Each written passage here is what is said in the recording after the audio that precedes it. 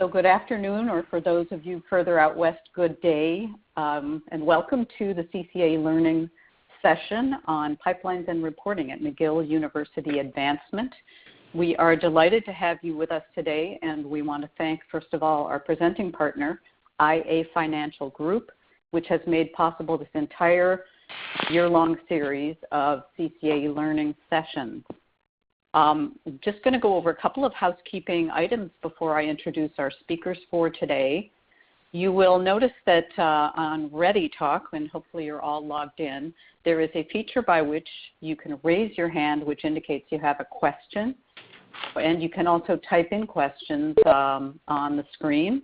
I would encourage all of you to do that if you have questions at any time during the presentation.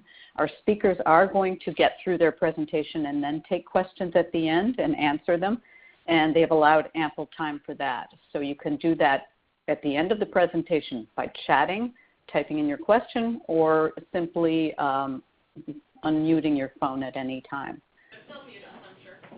And I would encourage everyone to please mute your phones, because in some cases I think we have a number of people at each school participating, and it's great if you talk among yourself, but please do mute your phone so that it doesn't interfere with the presentation.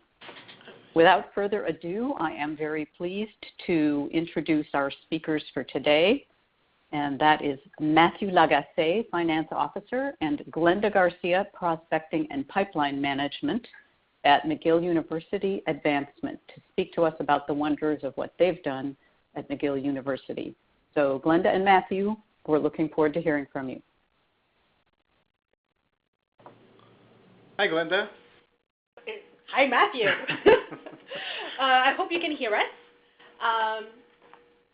So I'm Matthew Lagacé. And I'm Glenda Garcia.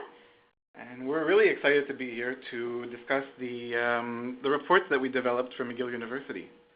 And I'm excited because my mom always told me, this is like doing radio. My mom always told me I had a face for radio.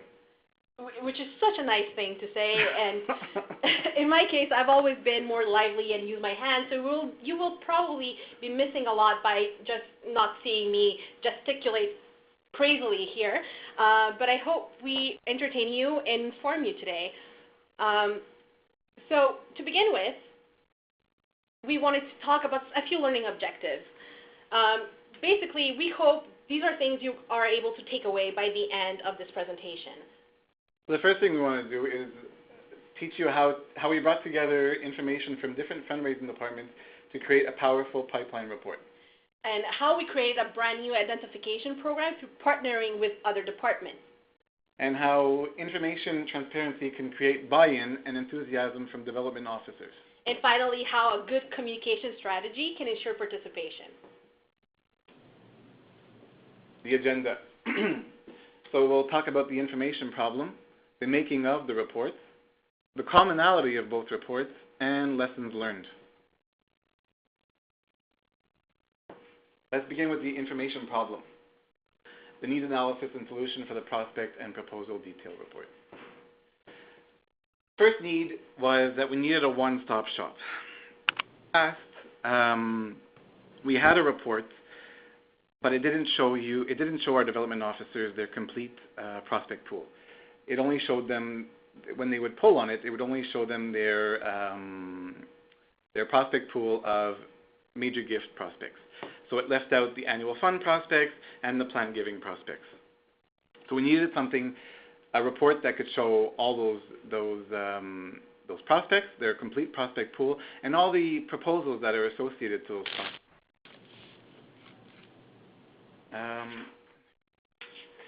We also needed something, a report to be user-friendly and user-centric. It's all about our end user, our internal customer, our development officer.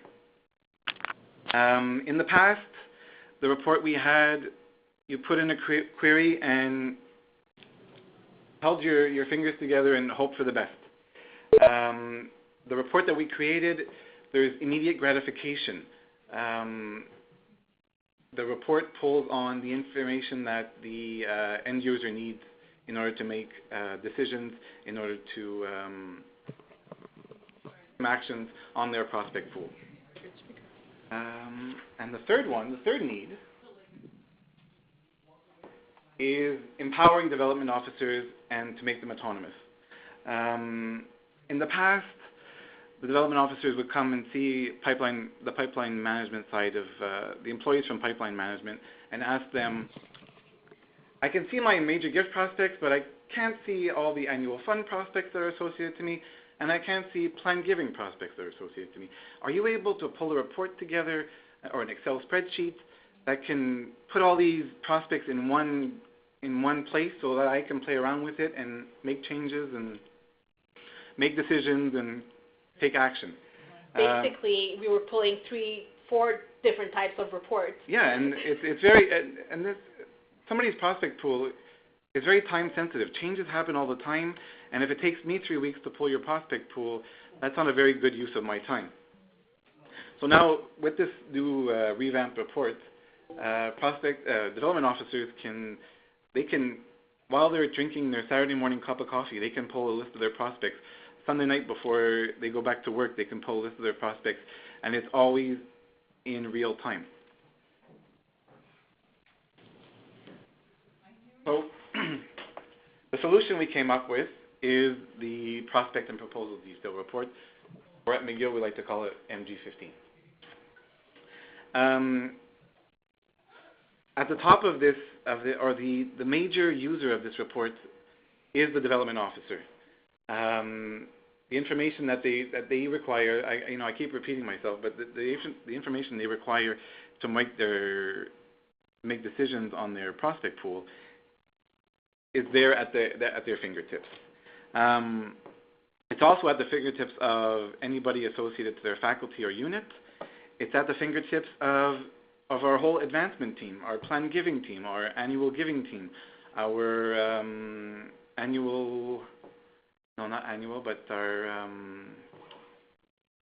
our events teams. They can pull that information, and it also helps management forecast any gifts that are going to come in the current fiscal year or the subsequent fiscal years. Yeah. For Feed the Lead, the information problem was varied. First, capturing leads from other departments. There is nothing more beautiful and more frustrating than a Post-it. It's colorful, it can have different shapes and sizes, if you can use it to decorate your office if you want, but it's also my nemesis when it comes to information. The last thing I want is for somebody to read an article, see somebody who is really interesting, may have capacity, is linked to McGill, put it on a Post-it, then forget about it. Or send an email to a development officer who then leaves the department and never told anybody about it, didn't follow up. Or if I'm reading a contact report from a year ago and discover a development officer got a great lead and didn't follow up because they changed institutions or changed jobs. So it became very imperative for me to capture this information in some way, shape, or form. Another need that we had was the workflow. I don't know about you, but before the current setup, we had a lot of leads, meaning we would do prospecting activities, whether looking at number of giving, we would look at who has really great titles, we would look at rich lists, etc., and create all these lists of potentials that we wanted to research and then determine whether they had major capacity and then hopefully give to development officers to go and qualify. Now, a lot of this was done on Excel files. At the time, it was doable because there was a specific prospecting team that only worked on this. There was one person who uncovered leads and deployed them to the others for research. When the prospecting team kind of got swallowed up within the research and basically disappeared, all of a sudden, all the research members of the pipeline and the prospecting and pipeline management team were required to do some research, assign themselves as they went along, uncover new leads. So we didn't want any duplicates. So we needed a new system and workflow to be able to catch leads, whether they came from other departments or within, and to be able to distribute these leads for research. So we needed to find something that could handle that. The other thing was we wanted to be able to communicate this information to frontline fundraiser without us turning into an information bottleneck. What happens is, as researchers, of course, we do proactive research where we're uncovering new leads, but we do a lot of research doing biosketches and things on prospects that are currently on our system. So sometimes it can take some time before a lead is uncovered and then research created into a prospect and assigned to a fundraiser. This meant we could have hundreds of people on our Excel sheet as they have potential, but we don't know yet if that information can be vetted. And then it went to development officers a few months later. The times where somebody was nominated and it would be great to maybe have a development officer on the lead as soon as possible would mean we would need to drop everything to rate that person immediately so the information, the information could be sent to the officer. So we wanted to be able to capture this information and not be a bottleneck and have this time lapse between uncovering a lead and sending it to development officers, and also not give us put us in a situation where we were pressured to drop everything to actually send this information to development officers. So those are the three basic needs when it came to how and why we created Feed the Lead. Oops. So Feed the Lead was a solution where basically we wanted to be able to capture a lead through any means, whether through computer, whether through somebody typing it on their phone, on their iPad, for that information to be sent to the prospect and pipeline management team, who then would make that lead a lead we haven't researched yet or vetted available to development officers in case they thought the lead was good enough with the information, and they could go and qualify the individual without us having to do extra research before they took action.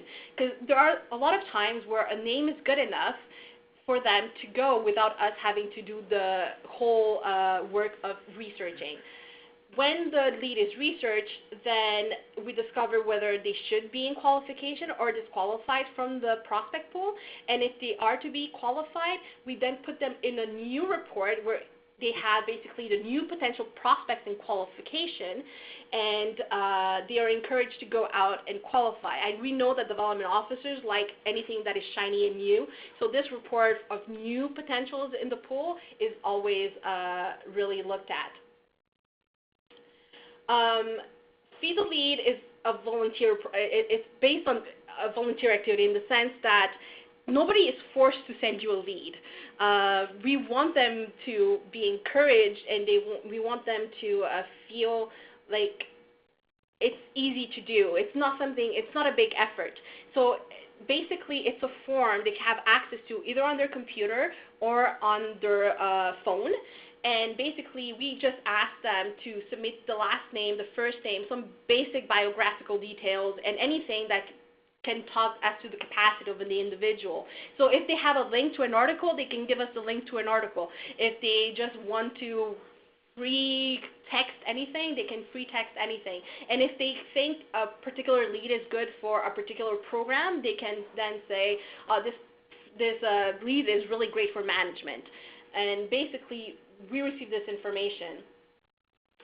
And we made sure they were educated, because a lot of people don't feel like they are capable of identifying people with capacity. They think, oh, well, isn't that what research is for? Oh, I'm somebody in communications. I don't know what it means to be a major gift.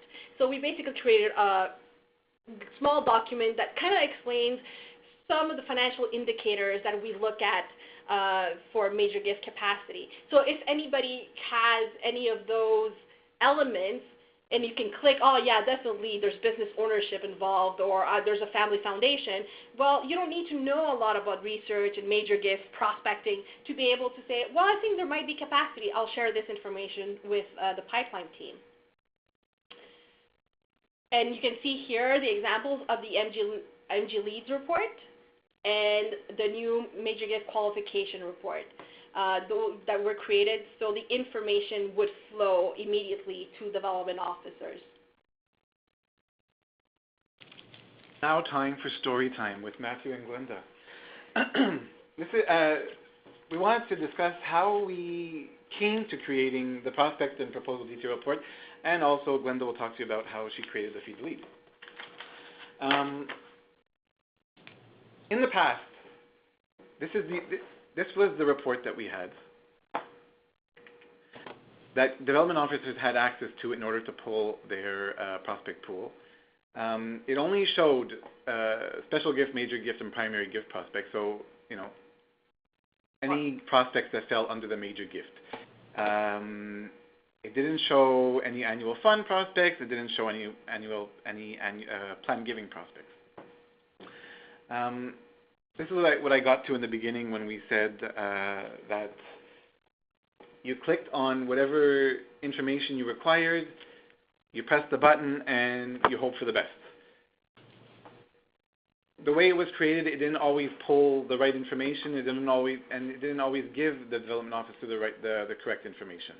I think a lot of times it's because you don't necessarily know what type of information you need until you're in the report. And sometimes we often had to go, I need the qualification people. And then you go, well, actually, I need the qualification and the cultivation people. And then you're like, well, maybe we should put in the stewardship. And every single time you need to come back to this page and rerun the report. Rerun the report and export it to Excel. So it could, you know, it was very time consuming. And the fact that it didn't give you a full prospect pool, then the development officers would come to see our team and ask us to pull a report of their complete prospect pool, put it into Excel, and manipulate it in order for them to be able to make, you know, decisions and to even just to get a grasp of how many people how many prospects they had in their pool. I think basically we had an annual fund report, we had a plan giving report, and you have an NG report. We had 3 types of reports running at the same time. We had to put them all into Excel, manipulate the data, and at the end of the day, all this information is very time sensitive. It's dynamic, it's always changing, and Excel doesn't change. So when you create a report like that for somebody, the information is static, and it may have changed. It may have changed. It'll change tomorrow. It'll change the next day, and it'll change in a month from now. So nothing was ever consistent. So 4 of us, including Glenda, got together. I'm everywhere all the time. That's all I do. and created for reports to do. What we call the Prospect and Proposal Detail Report, or NG15. So we got together and we asked ourselves, the main question was, what do we need to see? What do our development officers need to see in a report in order to get a good picture of their prospect pool? So we sat down. We had about 3 or 4 meetings together, where and I have to preface this by saying that a lot of us are opinionated, and there's a lot of things that we want to see and that we don't want to see, and it was surprising how 4 very opinionated people got together and were able to come out with this report. It's a pure. It was magic. It was magic. It was beautiful, and I'm not saying that. I'm not saying that to be facetious or to sound a little stupid, but it was amazing how we got together and we were able to create something that was that's epic. Awesome. Yes, I was in those meetings, and yeah. I remember being actually very worried, because we were all very outspoken and opinionated, and thought, okay, we're going to go in, and we're going to butt We're all heads. going to have different ideas, different things we want to see. And in the end, we were able to come together. We were able to extract the information everybody wanted to see in this report and put it together with our IT guy, Carlo, and be able to create this report. I have to also say that PPM, the Prospect and Pipeline Management team, always is very close, has a very close relationship with the IT team, and that helps a lot too, because they understand our needs, and they're able to see they're able to put in a report what we put on paper. As you can see, when you first open the report, you get a list of your prospects. It recognizes you. The system recognizes you, and you see a complete list of all your prospects: annual funds, plan giving, and major gifts. Now, in case you're wondering how come nothing is showing up, this person is actually part of the pipeline team, so we don't actually have a pool. But if this person had been, let's say, an officer in agriculture, they would see everybody who's assigned to them. Whether they are a lead prospect manager at the major gift level, at the annual fund level, at the plan giving level, or if they are assigned only to the proposal. Yeah, or if they're only assigned to the prospect. They see all the prospects that are associated to them and all the proposals that are associated to them, so nothing gets lost. There's no information that's lost. They can also see all the prospects that are in their faculty or program. They can see all prospects that are in qualification in their faculty, all prospects that are in qualification throughout the university, and they can see, if they click on this button, they see all the prospects that are associated to the university. They can also filter.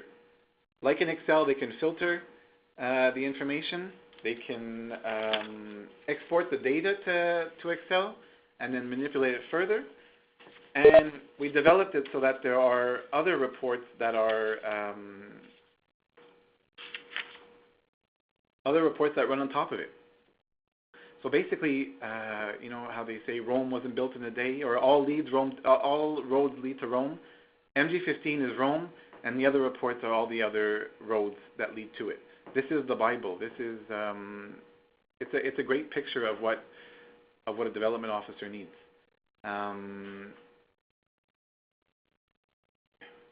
And there's also the fact that you can search. You can search all the data. If you're looking for a particular prospect, you can search for the name of the prospect. You can, as I said, the filtering function is great. And it gives you all the information that you're looking for in order to take action and make a decision.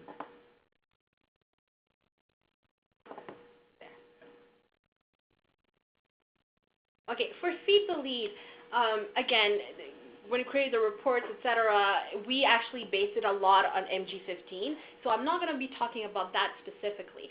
What I want to add, story time-wise, to Feed the Lead is the actual timeline as to how this happened. It's important because it took a while before the initial concept took form and became an actual program. Basically, at the time we had just closed the campaign, and we were looking into how to best, all the departments, whether it was communications, alumni relations, the major gift development office program, plan giving, all of us, how we could work together so the next campaign would go smoothly, and what were the potential synergies between all the departments.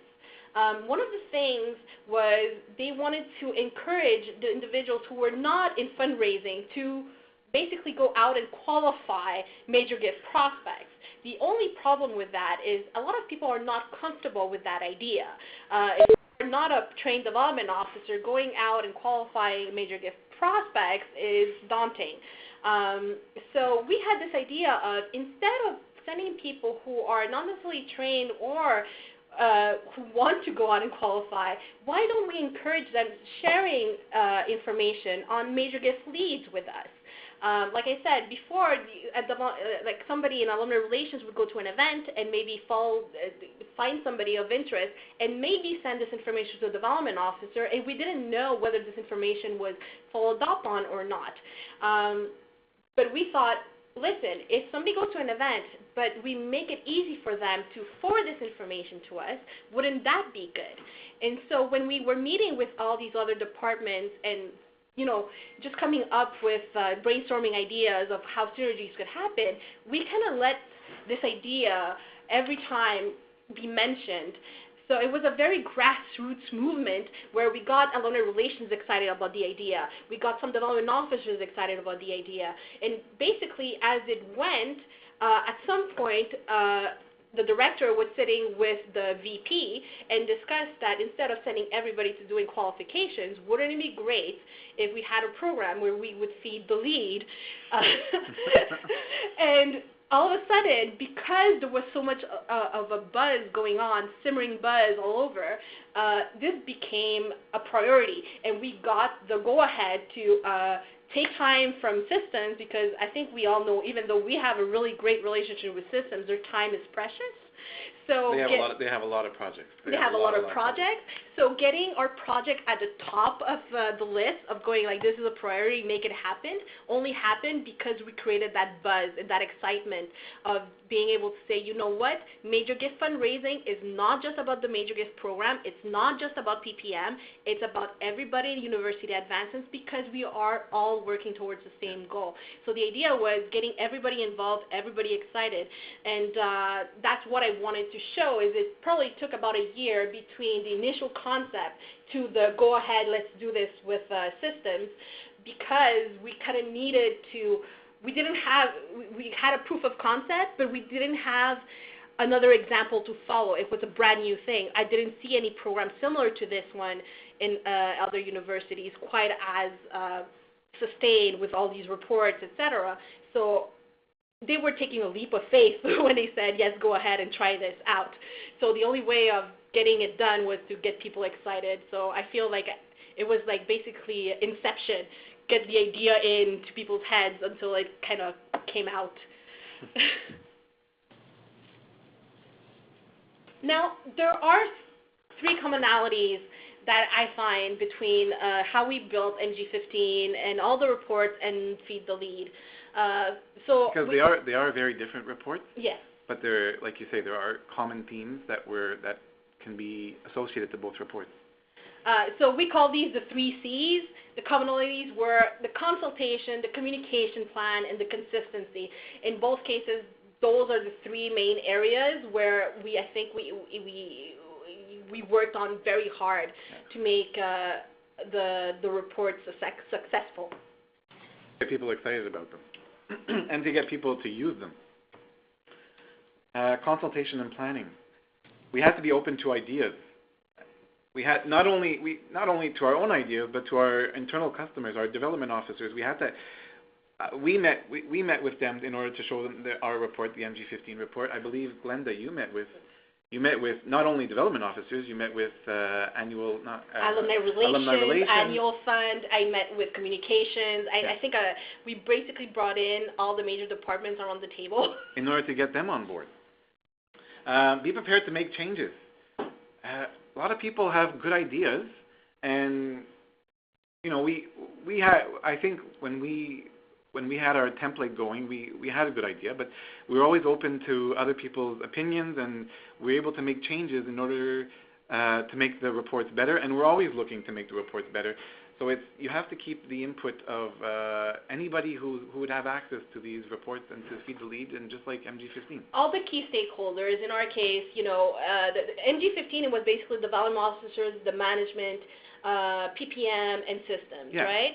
So, and this is the thing, is you always need to take into account systems or IT, because all the needs that we think are actually wants, they're going to tell us, do you really want this? Because it's going to take forever. Do you really need this?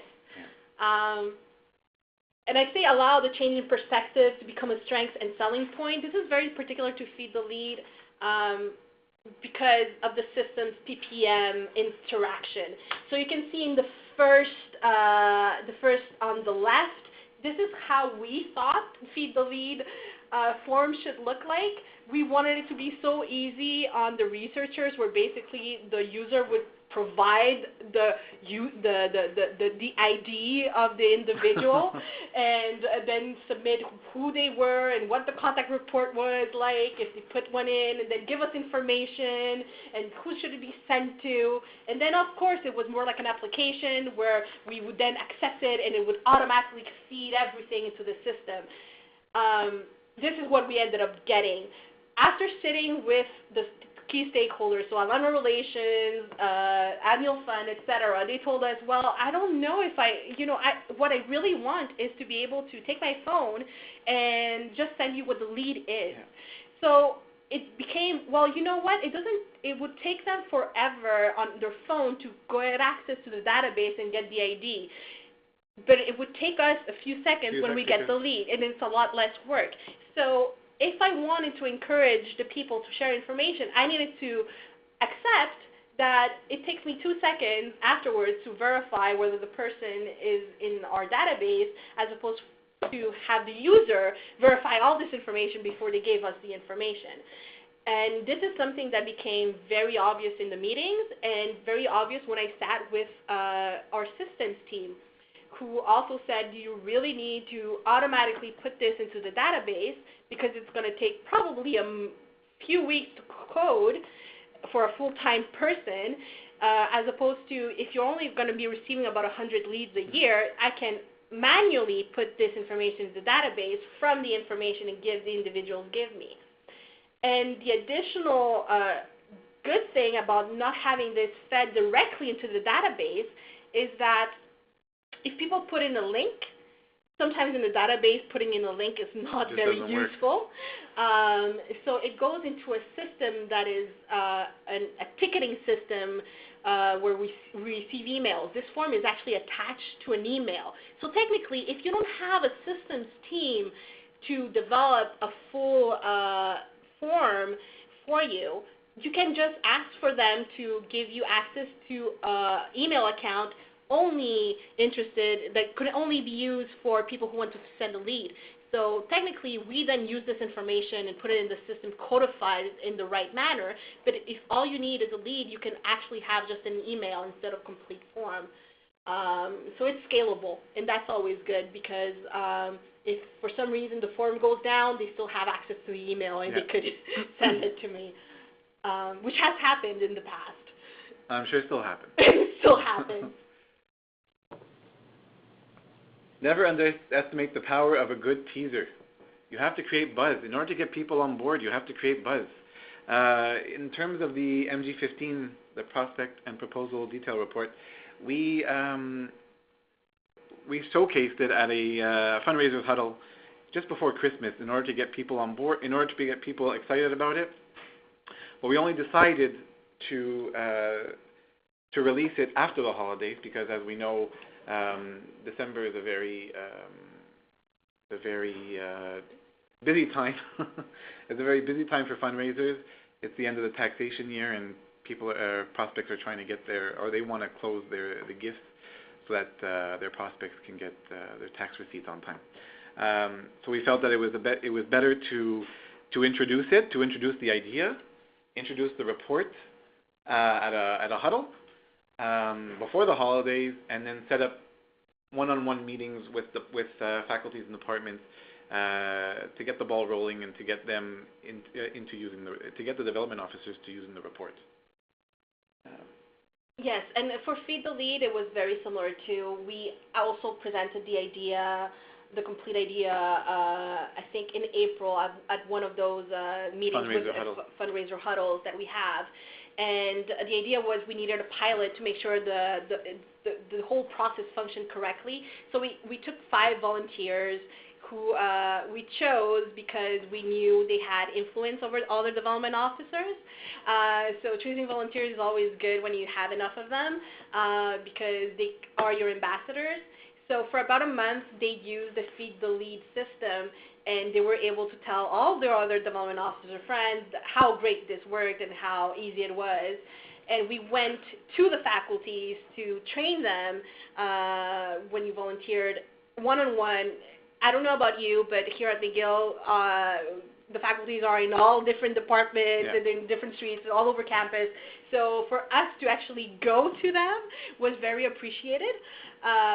So we kind of raise our social capital that way to make people happy and excited. And that way you know that people know how to use your reports and they know how to use the tools that are at their disposal. So by the time they're getting excited, that's when you want to launch for maximum impact, right? So we timed it as best as we could. In the case of Matthew, like he said, we decided to tease it before the holidays in order to get people excited, but only launch it after the holidays when people were coming back from holidays. They weren't as busy. They had time for us. They had time to give us their feedback. In our case, for Feed the Lead, it was, like I said, in April. We closed our fiscal year at the end of April, and then for the new fiscal year in May, that's when we launched. So for the new year, get everybody excited because we just closed our fiscal year. We knew our numbers. We were happy. We wanted to get mentioned at the town hall, and then basically launch it with a multi-pronged multimedia segment, because we had a video, we had a website, we had emails, and they were personified, where when you use that function in Word, when you can say, instead of sending it to everybody and it says, hi everybody, it says, hi Matthew, hi Glenda, hi Ben. So everybody felt like we emailed them specifically. And they felt, Glenda, did you spend the whole day emailing 250 people? That actually worked. That usually works. Yeah. That usually works. Personalization usually works. The NG15 report there wasn't as much multimedia around it. There was a lot of repetition and follow-up. We were always at the disposal of development officers or end users in order to walk them through it. We first met with them, showed them all the beautiful things that you could do with this report, and then if they had issues with it, they could always call us, come see us. We're always available to them. You have to be available to your customers in order to get them on board. And I think one of the most beautiful things was, because I would sometimes also get calls about how to pull a certain amount of information. Yeah. Instead of doing it, I would actually talk to them through it. And because it's such a simple and intuitive report, I could actually hear them as they were clicking on the report and going, oh, I can do this myself. So instead of like doing it for them, I would talk to them on the phone. It would take me as much time to do it for them or talk to them on the phone. So I would just walk them through, which was not necessarily easy with the other reports, where it basically you put in a query. And you were never sure what information you were going to get. That was the scary thing. You would forget to click on something and go like, why doesn't it show this? Oh, you forgot to click this. You forgot to do this, and you forgot to do that, or you forgot to click on here, click on there. It's not as easy for people who are not as data savvy as we are in our department to use reports that aren't as user friendly as they were in the past.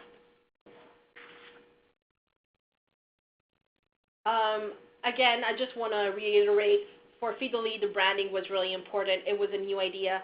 It had never been done. So we decided to brand it with a logo. We actually talked to the communications team, and they took a little time on the side to come up with our Feed the Lead logo, which is a very simple logo. But basically, we just wanted to create excitement and for it to look like a very professional and happy product. I think in both cases now it's part of the basic training. It's part of basic training. It's part of pipeline reviews. It's our Bible. It's the report that we use anyway on the pipeline side in order to get the information that we need. It's information at your fingertips. And for Feed the Lead, it's part of onboarding. So everybody from the student in work study that is going to work with the records department to the phonathon kid to anybody who works for UA now gets the Feed the Lead introduction. And it's part of the basic training for everybody, which I'm very happy for. And finally, the Bible of the 3 C's, consistency, consistency, consistency. We decided to put here the 3 reports that we did. So the first report, you get the leads that haven't been researched yet. So of course, a lot of them are coming from Feed the Lead, but a lot of them are coming from just the prospecting work that we do in research. So this is before a person becomes a prospect. This is the first report where the development officer has contact with a potential. So these persons haven't been vetted. We just have information that tells us we want to research them. If they want to act at this point, they can. The other report are the new major gift prospects, where the person has been vetted and we determine they do have capacity and we encourage them to go and qualify. Well, this is their second time they come into contact with these individuals. So this is when we want to encourage them to go and qualify the newly discovered people. And then NG15 is everybody that exists for fundraising, basically. Yeah, all prospects. It's all prospects. So the ones in qualification. Up to the ones in stewardship and all the proposals associated to them, their ratings, their groupings, the title of the proposals. And the main theme here, I think, Glenda, is that they all look the same. All the reports look the same. They all look the same, and it's basically you can see it from the initial identification of a potential to confirmed potential for major gift to not only are these people major gifts, some of these you need to take action on because they're part of your pool, they're part of your annual fund, they're part of your plan giving program, they're part of your faculty, maybe you want to act on them. So basically it's like a pyramid of reports from we guess there might be potential to all the way to the person you have to be stewarding. But it's also as simple as the colors of the reports, the fonts that we use, that you can filter, you can, in order to get people on board, people, they like new stuff, but they also like consistency. So had we, created 3 different types of reports and in 3 different types of fonts or 3 different types of ways, I don't know if we would have got as many people on board using the reports or the comprehension as to how to use them. Since I launched Feed the Lead about 5 months after NG15, it took me 2 seconds to explain the reports. Basically, I explained what Feed the Lead was, I explained how to use the form, and then for the reports, they were like, oh yeah, this is like NG15, perfect, I know how to use this. I didn't need to sit with them for that portion. So the 30 minutes I had put aside to sit with all these development officers turned into 15. That's because they didn't need all that training. No, that's it. Because they got trained on because they're familiar with the way the report looks. Yeah. Finally, for the lessons learned, because we did learn a few things.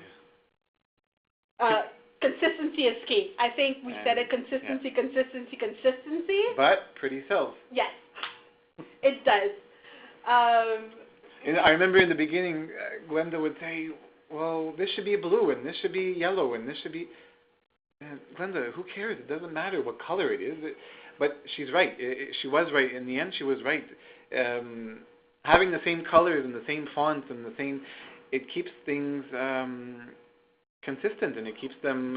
it keeps people... I don't know, how do you say that, Glenda? It's more like... recognizable. Recognizable, and... It's all about the consistency. Then there's sustained consultation. By that we mean that sometimes we sit with somebody at the beginning and then lose track of them and create all these things, and in the end we return and this is the product, and they go like, well, that's not what I wanted. That's not something we like doing, right? So we've learned from that, from the past, of assuming that we understood what somebody needed. So as we went along in all these projects, we sat with them at the beginning, we sat with them in the middle, we sat with them just before, at the end, because we still change things based on their comments. And we're still changing things. If we feel that what needs to be changed will have an impact on our end user, we'll go ahead and change it. Having a strong communication plan. I think in the Feed the Lead program, the communication plan was the key to getting people on board. I think for the MG report, we didn't have as a strong communication plan, but we were able to get people on board because it's like I said in the beginning, it's a one-stop shop. It's your Bible. That's the development officer's place where he or she can find all the information that they're looking for. And the last one is keep it flexible and keep it scalable. Now, I know a lot of people think that Feed the Lead is an actual box program that they could add to their system, and the only reason it looks so professional is because there's a form and 2 reports that look really pretty. In reality, that form sends an email to a specific email for Feed the Lead that is tied to a ticketing system. Now, it could simply be an email that I have access to, look at it, and then put it on my database. It doesn't need to be very complicated. All you need is an email dedicated to Feed the Lead, somebody who will monitor those emails, and a place to put the tasks for research, and eventually reports that give development officers access to that information.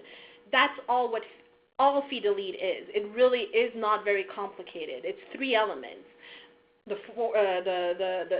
email part, keep the tasks in the database, and create reports based on those tasks.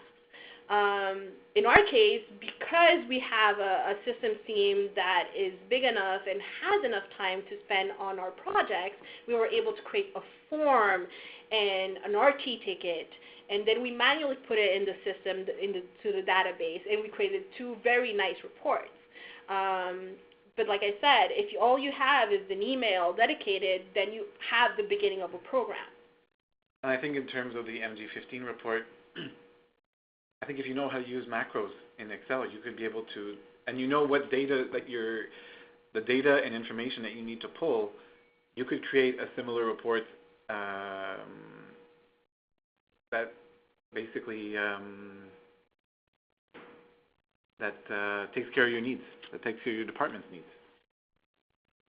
So those are the basic lessons we've learned, and I really hope there are some things you can take away from here, but at this point, we really want to open up for some questions because I feel like I've just been talking to Matthew here. It's really weird doing webinars. Yeah. Well, thank you so much, Matthew and Glenda. This has been fascinating, and it's great to see such an upbeat attitude towards something that is such a headache and dreaded by many shops in terms of changing how you qualify prospects and changing the technology, and you've made it something very user-friendly and very not only scalable but logical. So on that basis, I'd like to ask if anyone has a question, you can either type it in at the chat or simply unmute your phone. Well, I would like to ask you both a question, which is, how has this changed your workflow? Has it increased your ability to qualify prospects, your pool of prospects, your actually getting people out to make asks, or what has been the result to date? And I know it's early days still. I know on the prospecting side, back in the day, we needed to constantly pull reports saying, when anybody went on a trip and they said, I need somebody, all the list of qualifications for Boston, we would need to do it manually and do it for them. I never get those requests anymore. Neither do I. We don't get those type of requests anymore. We're able to focus on other things. It was very time consuming in the past, and now, like I said, they have the information at their fingertips. In terms of Feed the Lead? Feed the Lead, we get about 100 leads each year. And this is the thing, we get lead information on both people who we knew nothing about, and we get information on actual people who are prospects and assigned to a development officer. And in both cases, that information is actually very useful. I often get information on an actual prospect who's assigned to somebody, and I forward this information to the development officer, who all of a sudden is very happy because they never knew this about this person. So even in cases where I don't uncover a new lead, just uncovering new information makes everybody very happy because they can take action on it. So we're like, oh, great, I will send them a congratulatory letter, or I had no idea that their spouse did this, and they seem really impressive. Maybe next time I'll make sure the spouse is in on the meeting. So greater depth of information. Yes. Huh? Is that would you call it greater depth of information? There you go. There is greater depth of information. The timing, instead of having a person who is in communication not knowing how to read prospect information and what development officer is assigned, they have a one-stop shop, or I'll just send it through Feed the Lead, and they will make sure the information gets to the right person. So depth of information, one center of information as opposed to looking for where this information should be going. And there's also the fact that the information is out as soon as possible. So I know there is frustration on researcher side to have a good lead and then try to find the time to research that person to give to development officers. Now the development officers have access to the leads report, where it's from Feed the Lead or people we uncover. They know, listen, I know this person has given or has been nominated to this position. it's on the lead report. I'm going to get to it eventually, but if you want to go and qualify immediately, I had some development officers that go on the lead report every day because they know, okay, Glenda doesn't have time right now to research them, but she has this report where it shows all the people she intends to research. You know what? This guy, I don't need her to research. I'm going to go and call him up and try to get a meeting. And I've had qualifications happen from those leads as opposed to me having to research them and get them vetted before the development officer goes. So there's depth of information. There's the fact that in the timing is faster, and the qualifications sometimes go faster that way. Plus, there's a lot of transparency. In all cases, you can see development officers have access to all the information. It's not, yes, of course, it recognizes who you are and it shows you your pool, but if you want, you can see everybody's pools and everybody's proposals. We went with transparency. It's open to everybody. So when we show development officers, this is our queue for research, and these are the ones that have been done in the last 90 days, we are held accountable for making sure we always have somebody in the pool, and we're always adding. So in a way, they used to think we pushed a button, and that's how we created a biosketch. They realize now that there is a system in place, and there's a cycle, and they can see, you know, how the names move from one place to another, and how much effort is put. And they know what we have in line in our queue. So that's great. Well, congratulations. Are there any other questions before we close out the webinar? Because we're just about at our time limit. Anyone else have a question for Glenda or Matthew? Well, thank you so much to both of you for developing this incredible system that, of course, won a Prix d'Excellence award in 2016, and for sharing it with all of us and inspiring us to do something just to make life flow more easily and more accessible to everyone who's in our advancement area. We'd also, again, like to thank IA Financial Group for being the presenting partner of the entire series of CCA Learning webinars. Don't forget there are 2 more of them in May, one on May 11th and one on May 25th. And these are free to all CCA members. We do encourage you to sit in on as many as possible to enrich your advancement knowledge. And again, Matthew and Glenda, thank you so much for a wonderful, informative webinar. Thank you. Thank you. Stand by.